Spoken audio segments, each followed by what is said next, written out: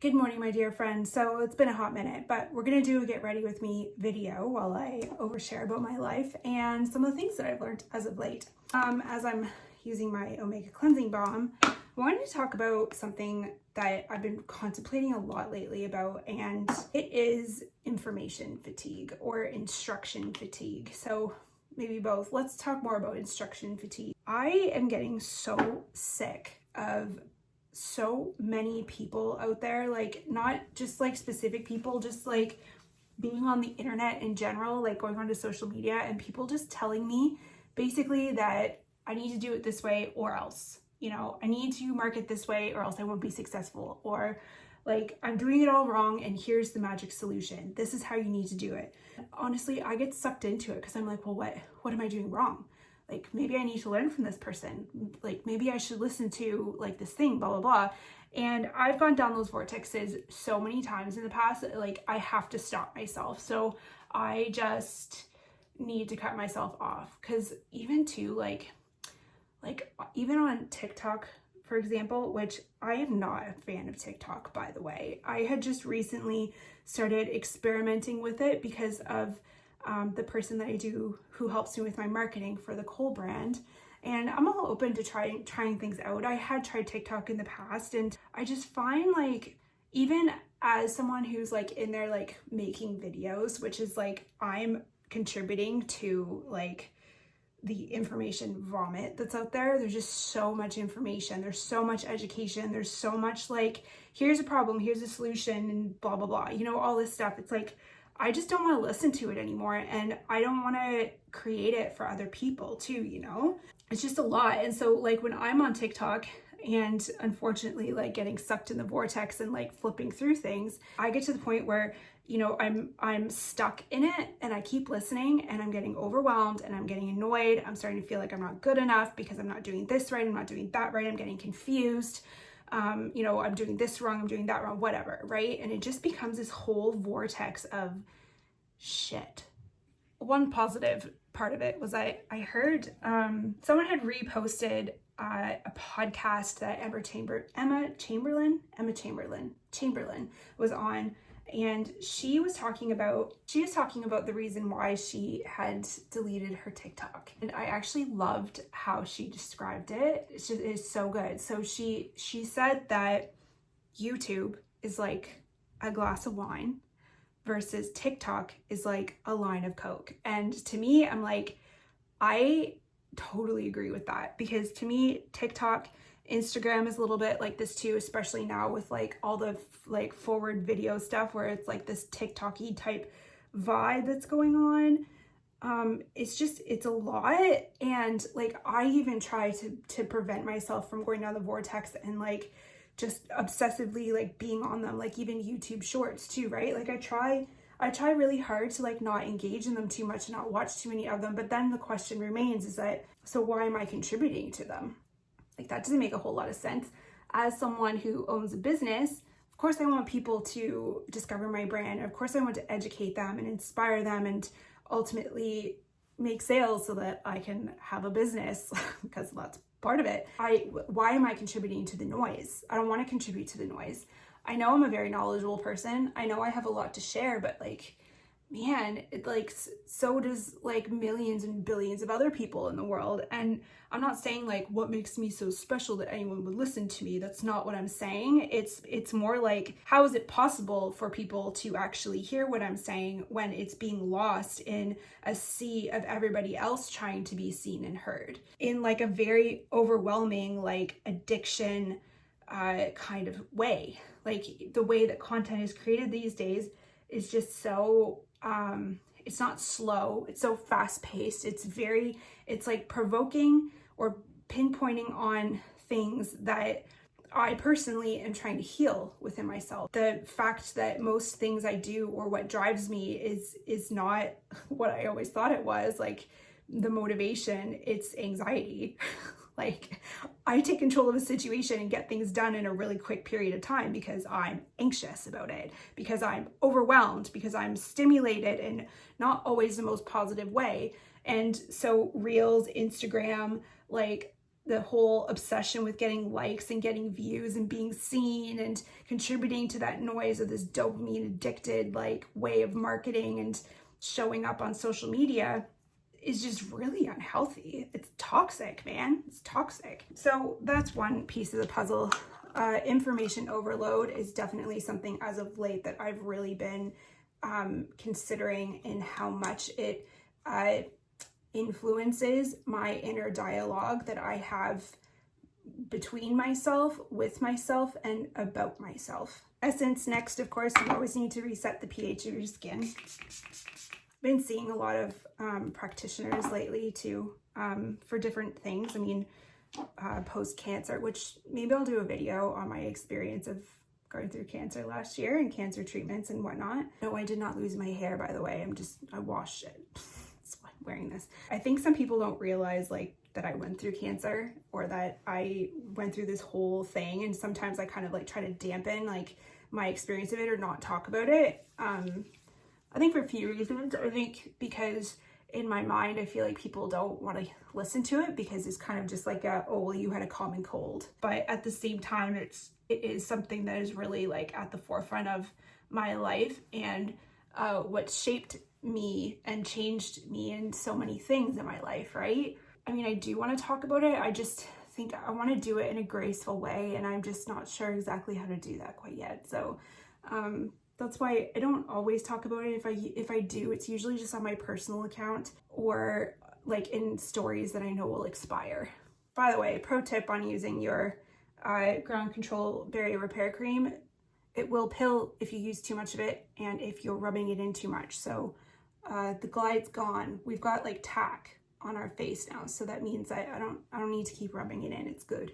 We good. So anyways, I've been seeing a lot of practitioners lately, and like for just kind of going through some of the experiences that I'm having with like the chemo and radiation related side effects, which by the way, like I did not realize like I went through chemo and radiation treatments like swimmingly. I feel like I went through, I think I did really well at it. I was also on leave from work, which I think helped a lot, but like coming back to work again, because I do have a full-time job in addition to running the skincare company, started having side effects to the chemo and radiation. So just a lot of tightness, a lot of lower abdominal, like, oh man, just a lot. So I've been like seeing some people to help me with that, and it's been really fascinating. It's actually been great to like receive help, but you know, the one thing that I will say is that it's another information overload thing, because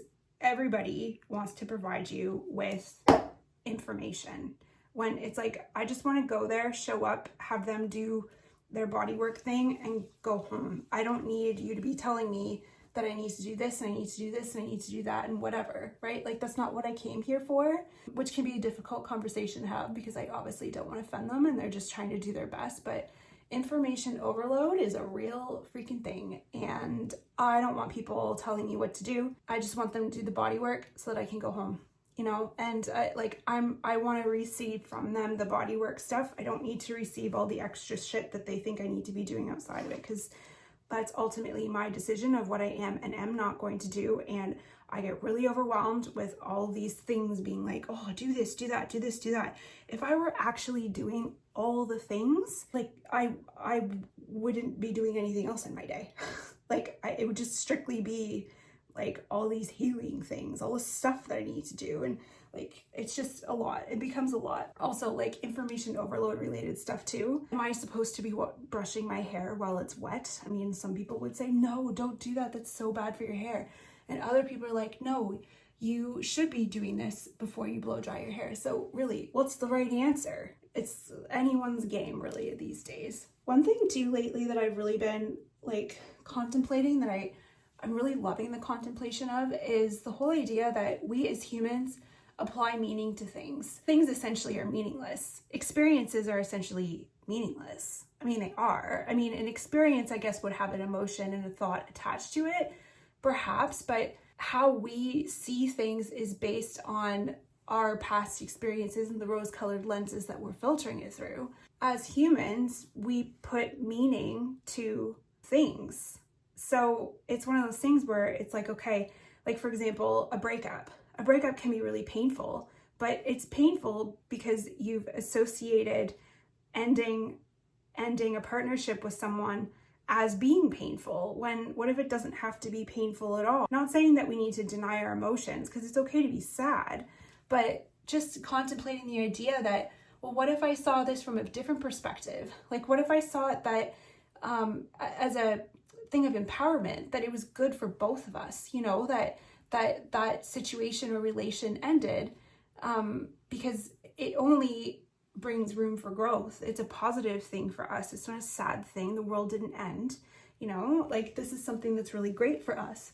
And like, I think the power of questioning why we do things the way that we do. And like, I have such a hard time with this. I think I've lived my entire life with like a victim mindset, but have tried to like cover it up with other things, you know, like with this, like, and maybe it is toxic positivity sometimes that I put onto stuff. For example, like with these cancer symptoms that I like post-radiation, post-chemo symptoms that I'm having right now. Do I have to see them as a negative thing? I mean, I do, because they kind of do disrupt my quality of life, but what if I chose to see that differently, where I didn't attach like a positive or negative emotion to it at all? It was just simply an experience that I was having. Or what if I saw it as a positive thing, that this is my body healing itself, and this is part of the whole healing process? Just imagine how much like less stress that would bring to my body if I just chose to see the situation a different way. So that's something I've been contemplating lately too. I've been doing, I started working with Melanie Ann Lair. If you guys don't know her, you need to follow her. She's amazing. She's just, I really like how she takes concepts, things that I already on some level understand, but then she tells stories around them, or how she explains them just like makes it click. Like I understand, you know, I understand a concept on a whole different level than this understanding that I had in the first place. And I finally get it. I've been doing like Joe Dispenza meditations for at least a year now. And I love Joe Dispenza. Like this is not like this is a problem with him. I love Joe Dispenza, and I found this extra layer of clarification on what the quantum field is, that from Melanie Ann Lair, that made my experience of my meditations that I do with all the Joe Dispenza stuff that much more meaningful. Or how I can take this lesson that I've learned from this one person and apply it to the things that I've been doing from these lessons that I've learned from another person, and like put them in my day-to-day life, and really like truly contemplate like every action, every move that I do. My mind has been blown the past few days, honestly, with how I show up in the world, how I see things, and how I, as a human being, have attached meaning to certain things in my life that maybe I don't need to attach that specific meaning to. What if I saw that differently, you know? So I've really been playing around with that. And the way Melanie Ann Lair kind of talks about it too is that, so in the quantum field, she says that everything is essentially meaningless. But as soon as we bring it down to like the physical reality, like the physical humanness that we are, we attach meaning to it. So we have to attach meaning to it, you know, like in questioning that part of, I see this in a negative way. Well, what if I chose to see it in either a neutral way, where it was neither positive or negative, or in a positive way?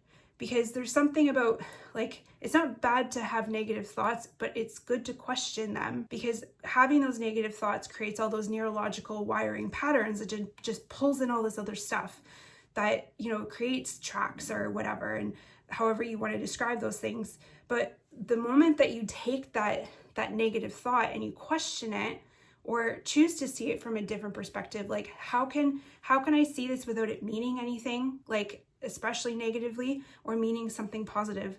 And like the cancer healing thing, like the physical healing for me right now is a perfect example of that. Like very realistic. I could either detach meaning from it, or I could see it as from a more positive perspective, that this is the process. It is part of the process of my body healing itself. And I have nothing to lose with seeing it from that different perspective, because that will only help change like the chemical coursing in my brain and body, like this biochemical, like epinephrine, norepinephrine, cortisol spike stuff that I have around being stressed out about like a physical ailment, for example. So just like choosing to see it from a different perspective, I have nothing to lose choosing to see it differently. I hope that helps you with some of your things on how you see stuff. I really find sometimes that sometimes I'm not sure, again, this is because of instruction overload, how to relay information to people in a way that maybe makes it meaningful.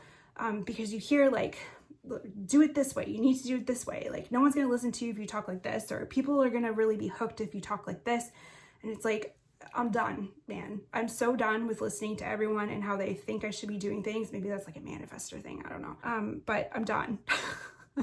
So I'm just gonna do things how I wanna do things and how I really enjoy seeing people online on social media, how I really enjoy that they do things, because that's what we're gonna go with. That's how we're gonna do things. We're not gonna listen to anybody else. So thank you for getting ready with me, guys. I'm going to dry my hair today. Yeah, I have one of those sharks. I didn't get a Dyson, I got a shark. And if you wanna ever use one of those shark things, I think you should, because they are amazing. So I'm gonna go do that, and I hope you guys have a wonderful rest of your day.